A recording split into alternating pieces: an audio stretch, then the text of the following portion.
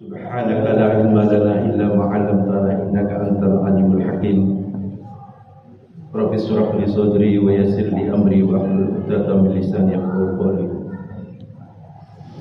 Asbahna ala fitratil Islam wa ala kalimatil ikhlas wa ala dini Nabi Muhammadin sallallahu alaihi wasallam wa ala millati abina Ibrahim hanifan musliman wa man kana minal musyrikin. Ma'asyiral muslimin, jamaah sholat subuh Masjid Madani Wasis Milik yang insya Allah senantiasa dirahmati Allah Subhanahu wa Ta'ala.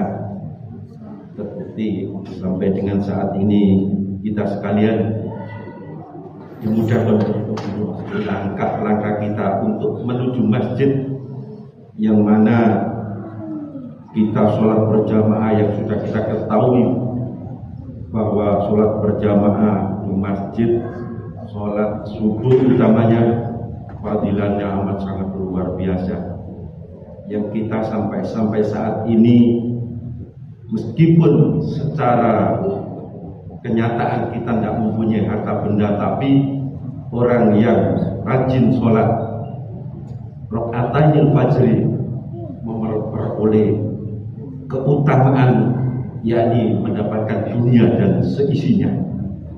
Ini tidak main-main. Jemaah sekalian, mohon maaf pada kesempatan di pagi hari ini saya diberikan tugas yang dari pengurus takmir yang bagian dakwah untuk memberikan ini, menggantikan Ustadz Heri Latif SE yang saat ini lagi menunaikan ibadah haji bersama Ustadz Rifai juga istrinya.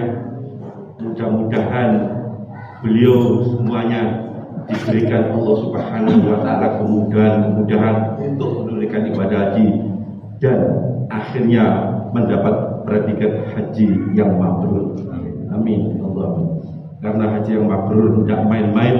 Laisa lahu jaya ila jannah. Tidak ada lagi balasan kecuali surga. Jamaah sekalian, pada kesempatan di pagi hari ini saya akan menyampaikan masalah yang ringan-ringan saja, yakni hadis baginda Rasulullah yang diriwayatkan oleh Imam Bukhari, salatul jamaah afdalu min salatul fardhi bi 27 derajat, bahwa salat jamaah itu lebih baik dibandingkan dengan sholat sendirian. Perbandingannya adalah 27 derajat, atau ada yang mengatakan 25. Jadi kalau kita sholat sendirian itu cuma dapat 1, tapi dengan sholat berjamaah kita mendapatkan 27, 25 atau 27. Oleh karena itu para salafus soleh tidak pernah meninggalkan. Begitu pula baginda Rasulullah. Sampai dalam hal ini ada dua pendapat yang ringan itu katanya sunat muakkadah. Kemudian ada lagi yakni pendapat yang mengatakan ini fardu kifayah, bahwa kalau sudah ada yang mengerjakan selain yang lainnya sudah tidak berdosa. Akan tetapi jemaah sekalian, kalau kita mengacu kepada berbagai riwayat, kita tahu sahabat Abdullah bin Umi Maktum, sahabat yang buta, yang sahabat ini kalau tidak ada yang menuntun ke masjid, niscaya susah untuk bisa sholat berjamaah. Oleh karena itu pada saat itu sahabat ini kemudian minta rukhsah, keringanan pada baginda Rasulullah. Ya Rasulullah, saya ini orang buta, kondisinya kayak begini, apakah saya diberi keringanan untuk tidak sholat berjamaah ke masjid? Pada riwayat itu dibiarkan oleh Rasulullah, tapi setelah berpaling dipanggil Rasulullah, wahai Umi Maktum, ya baginda Rasulullah, apakah engkau mendengar suara adzan? Betul ya Rasulullah, maka kamu wajib untuk mendatangi adzan itu. Kemudian dalam surat Al-Baqarah juga menurut penafsiran Ibnu Katsir, wa aqimus sholata wa atuz zakata farka'u ma'ar rabi'in. Dirikan sholat dan keluarkan zakat dan rukuklah bersama-sama orang rukuk. Ini Ibnu Katsir menafsirkan sholat berjamaah, rukuk bersama-sama, sholatnya berjamaah. Kemudian satu kesempatan Rasulullah marah kepada ada sahabat yang dekat dengan masjid, akan tapi tidak ikut jamaah ke masjid. Rasulullah hampir-hampir membakar rumahnya sahabat itu. Silakan dipimpin sholat berjamaah, saya tak mau membakar rumahnya. Ini menandakan pentingnya sholat berjamaah. Kenapa demikian, hadirin sekalian? Kita berlomba-lomba membuat masjid yang megah dan luar biasa. Akan tetapi kita lihat apakah masjid itu makmur. Kemakmuran masjid pertama adalah bagaimana dilihat sholat berjamaahnya. Karena orang yang sholat berjamaah ini mata-mata di samping tahun tadi fadilahnya, juga inilah bentuk orang yang memakmurkan masjid. Sampai-sampai orang orientalis itu tidak merasa segan, tidak merasa takut kepada orang Islam selagi orang-orang Islam sholat subuhnya tidak sebagaimana sholat Jumat. Kita tahu kalau sholat Jumat meluber kemana-mana, akan tetapi ketika sholat subuh berjamaah hanya beberapa orang yang bisa dihitung. Oleh karena itu sampai Rasulullah kemudian menyampaikan satu hadis yang paling diberkati oleh orang-orang munafik adalah sholat isya dan sholat subuh berjamaah.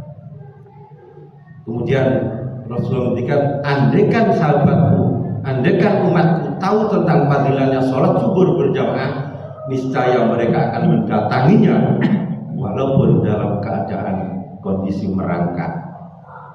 Jemaah sekalian, oleh karena itu kita bisa menghitung secara matematika.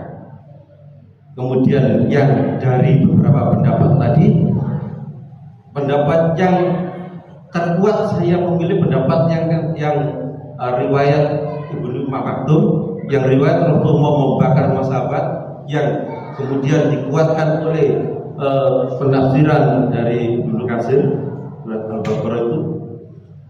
Maka barang siapa yang tidak melakukan sholat berjamaah, tapi ketika tidak ada udzur secara syar'i, maka sholatnya tidak diterima oleh Allah Subhanahu wa Ta'ala.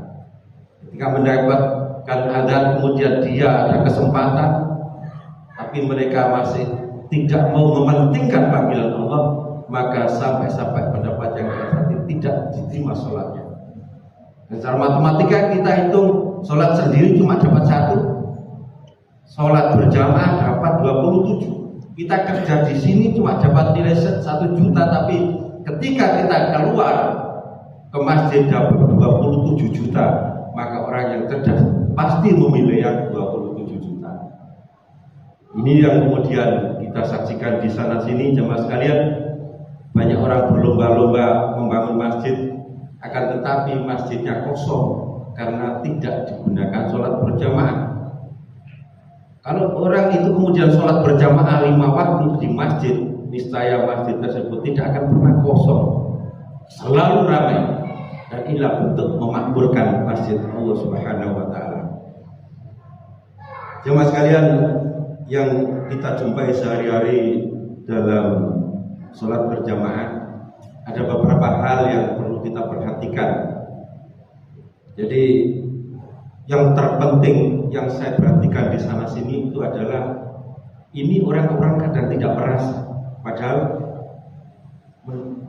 dari Abu Hurairah radhiyallahu anhu di hadis riwayat Imam Tabrani, innama ju'ilal imamu liyutamma bihi, sesungguhnya dijadikan imam itu adalah untuk diikuti. Wa idza kabara fakabbir, ketika imam itu takbir maka baru kemudian takbir. Ini yang kita kadang banyak menyaksikan, apabila kita itu membersamai imam saja, sholatnya dipertanyakan keabsahannya untuk berjamaah, lebih mendahului. Nah, yang sering kali kita jumpai itu adalah orang yang menyamai tapi membersama imam tapi tidak merasa. Ketika imam Allah belum di tempat, misalnya belum rukuk betul, kita sudah gerak. Ini sudah berarti sudah dikatakan ini membersama imam. Membersamai apa ya tidak boleh, apalagi mendahului, tambah tidak sah sholat jamaahnya. Jadi kita perhatikan, kita jangan gegabah. Kita sholat cuma berapa menit, kita konsentrasi penuh kepada Allah. Ketika imam belum betul-betul Allahu Akbar, masih Allahu Akbar, kita sudah gerak, itu sama dengan kita sudah membersamai. Meskipun kita belum rukuk, sudah gerak. Makanya harus kita perhatikan. Ketika imam belum sempurna Allahu Akbar rukuknya, ketika imam belum sempurna sami Allahu liman hamidah tidaknya, ketika imam belum Allahu Akbar sempurna di tempat sujudnya, kita jangan melepaskan tangan, kita jangan gerak dulu. Ini saya perhatikan di sana sini, saya banyak sholat di mana-mana, di masjid-masjid banyak orang yang tidak menyadari. Keadaannya juga kadang-kadang orangnya itu orang ngerti, tapi tidak sadar kalau dengan dia imam belum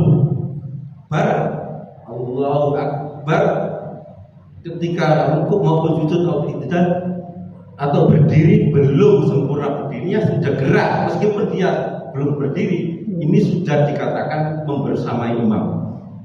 Ini harus kita perhatikan supaya sholat jamaah kita tidak sia-sia.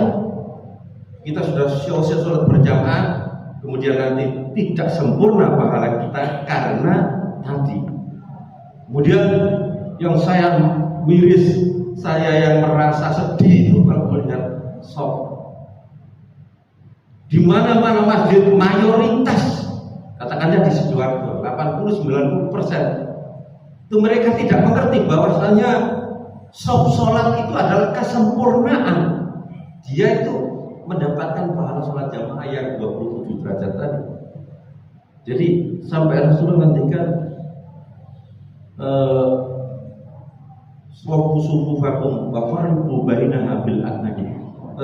Rapatkanlah sop kalian dan dekatkanlah pundak-pundak kalian. Jadi yang dikatakan sop yang sempurna itu adalah kaki menyentuh kaki, pundak menyentuh pundak, itu baru dikatakan sempurna sopnya seseorang. Kita lihat kalau orang tidak mau bersop yang rapat, apalagi tidak mau diluruskan. Sekarang sudah ada bantuan garis di masjid-masjid, akan tetapi mereka kok tidak memanfaatkan garis itu. Kalau dulu semua meluruskan dengan pedang, suruh terlurus. Orang yang mau meluruskan sop ini adalah pertanda daripada orang tersebut mudah untuk disatukan hatinya. Tapi kalau sudah sopnya kurat-kurat nggak karuan-karuan, ini satu pertanda bahwa orang ini susah untuk dibersatukan hatinya, untuk diajak bersatu padu. Ini adalah tandanya orang yang tidak merapatkan dan meluruskan sop. Sop yang lurus dan rapat adalah tumit itu di ujung garis. Kalau ada garisnya pasti lurus, berapapun panjangnya orang itu kakinya. Tapi kalau tolak ukurnya adalah tumit, maka sudah pasti orang itu lurus. Dan untuk merapatkan tadi sebagaimana pesan baginda Rasulullah, disuruh merapatkan pundak ketemu pundak, mata kaki ketemu mata kaki. Ini tidak banyak masjid yang melakukan demikian. Ini ada yang dosa imamnya, karena ibarat super belum sempurna sudah diberangkatkan. Tolong oleh karena itu saudara yang menjadi imam diperhatikan, jangan diberangkatkan dulu sebelum sopnya itu rapat. Apalagi kita jumpai di sana sini banyak yang luar biasa, masih kira-kira 20 orang itu masih bisa dimati 22. Kalau sop itu sempurna, itu saya perhatikan di sana sini ada yang jarang-jarang. Setengah-setengah diriwayatkan juga kalau sopnya itu adalah longgar akan dimasuki setan. Ada ulama juga yang mengatakan kebetulan setannya baru ikut sholat. Nah, ini ledekan yang tidak masuk akal. Gak mungkin setan ikut sholat. Dia pasti orang yang demikian sopnya pasti tidak akan konsentrasi. Sudah dipastikan, sholatnya tidak akan bisa konsentrasi, tidak akan bisa khusyuk.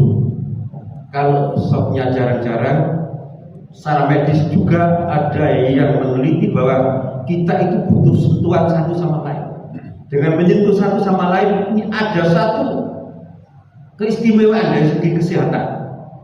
Jadi makanya orang disuruh untuk merapatkan barisan, kata Rasulullah, qaribu baina, dan dekatkanlah antara pundak-pundak.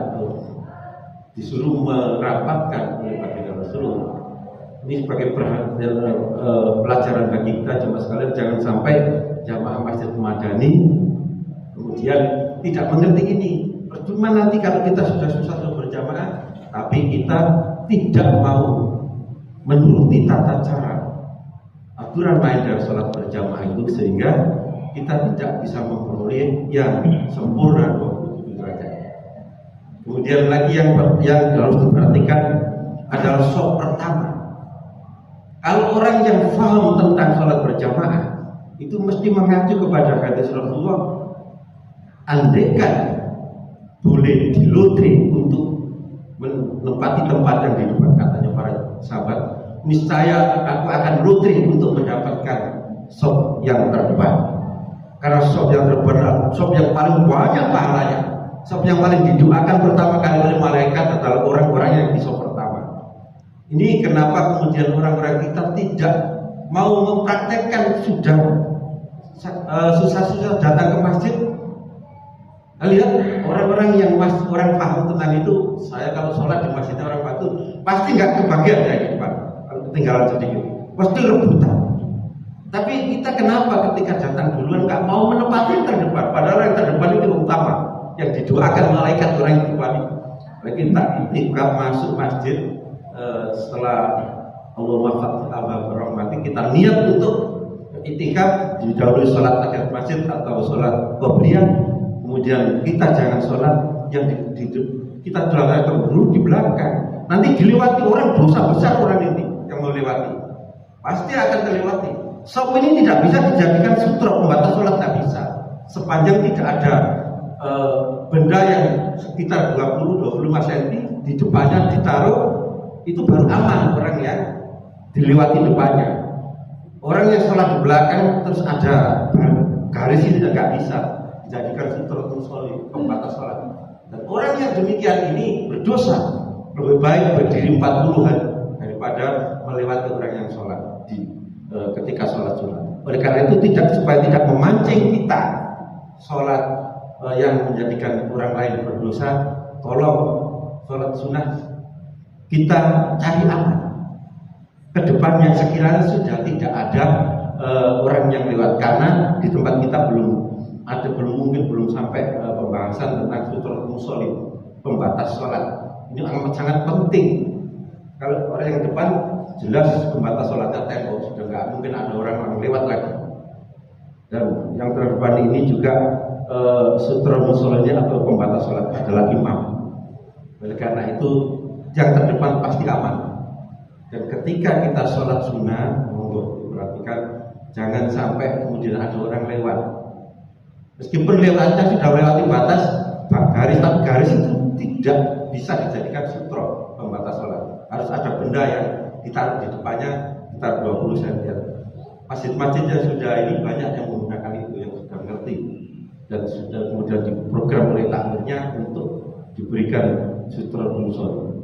Ya mas sekalian, beberapa hal yang perlu kami sampaikan. Mohon maaf apabila yang saya sampaikan ini melebar gak karuan. Ini untuk kebutuhan kita sehari-hari, supaya sholat berjamaah kita ini benar-benar mantap dan sesuai dengan petunjuk baginda Rasulullah, meskipun tidak 100%. Demikian, apabila ada kurang lebihnya saya mohon maaf. Kalau ada kekurangan sampai jemaah itu kemampuan saya. Kalau ada benarnya datangnya dari Allah, dan apabila ada salahnya semata-mata atas keterbatasan pribadi saya. Marilah kita tutup majelis ini dengan doa kafaratul masjid. Subhanakallah.